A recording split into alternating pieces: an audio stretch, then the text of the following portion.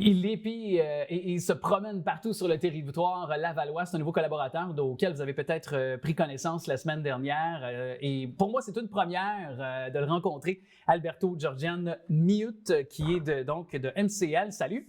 Bonjour Alex. Merci d'être avec nous. Toujours avec nous, bien sûr, pour nous parler de ce qui se passe sur le territoire lavallois, de tout horizon, autant sur le plan de la politique lavalloise que des activités communautaires, dont notamment, on a pu comprendre récemment, c'était la fête des pompiers et oui. On peut même dire qu'il y a un record du monde qui s'est battu récemment début juin.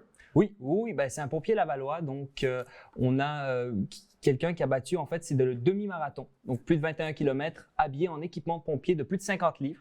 Qui a parcouru le demi-marathon et c'est un pompier justement lavallois à Laval parce que la fête des pompiers, ça s'est passé le 3 et le 4, mais le 4, on avait la course des pompiers qui a récolté plus de 70 000 avec les participants, mais on avait aussi notre cher pompier de Laval qui récoltait pour la Fondation de Québec pour les Grands Brûlés, qui a récolté à lui seul 12 000 $ et en grand, donc c'était énormément d'argent.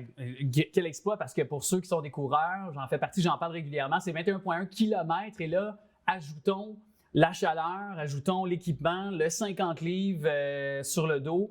Moi, je suis, c'est Alexis Dufour. Alexis Dufour, qui est véritable fierté lavalloise. Ouais.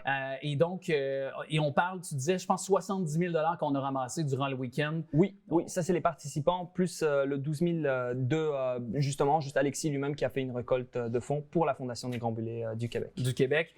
Et sinon, côté célébration, parce que la fête nationale s'en vient, on a dévoilé, la grande fête nationale qui est le 24 juin prochain au Centre de la Nature. On s'entend qu'il y a plusieurs activités qui sont aussi dans les autres quartiers, les arrondissements de la ville de Laval. Puis il y en a qui sont aussi répartis le 23 et le 24 juin. Qu'est-ce qu'on doit surveiller là, justement dans les quartiers pour les gens qui sont peut-être dans peut-être Chemédé, Saint-François. Donc, je pense que tu as des détails là-dessus. Oui, ils ont révélé justement le lundi de cette semaine, donc le lundi le 5, si je ne me trompe pas.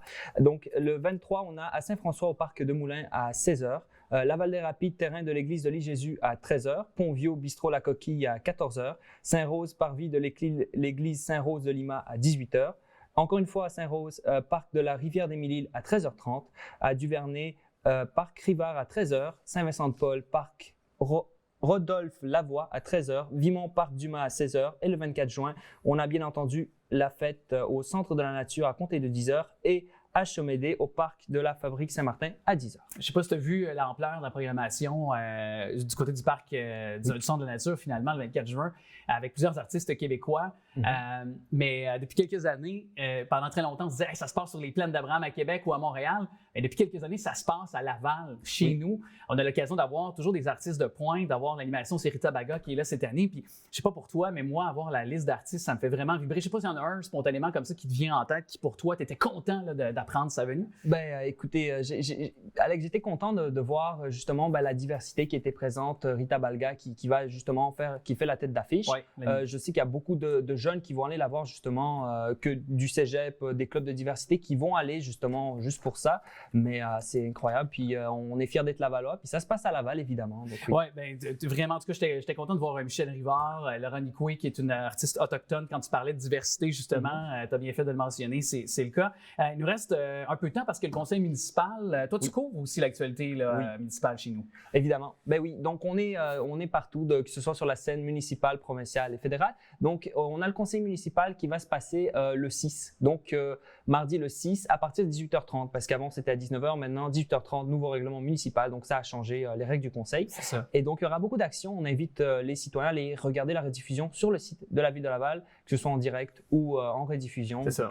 Et au moment de se parler, ce n'était pas encore arrivé, mais ce sera lorsque notre première diffusion, c'est dimanche évidemment passé, mais les gens peuvent rattraper, comme tu le dis si bien, donc sur nos plateformes. Donc, ce conseil municipal pour rester au courant des faits et gestes de leurs élus. Je te remercie beaucoup, Alberto. On peut surveiller sur aussi ton compte Instagram, je crois. Bonne façon. Oui, MCL Média Laval, donc on est là, on est présent, on publie tout ce qui se passe, puis on a au plaisir de vous y voir. Avec plaisir, puis je veux t'accueillir à nouveau. Reviens-nous la semaine prochaine avec d'autres dossiers concernant le territoire lavallois. Toujours très heureux de t'avoir avec nous. Parfait. Merci beaucoup, Alex. Merci beaucoup à toi.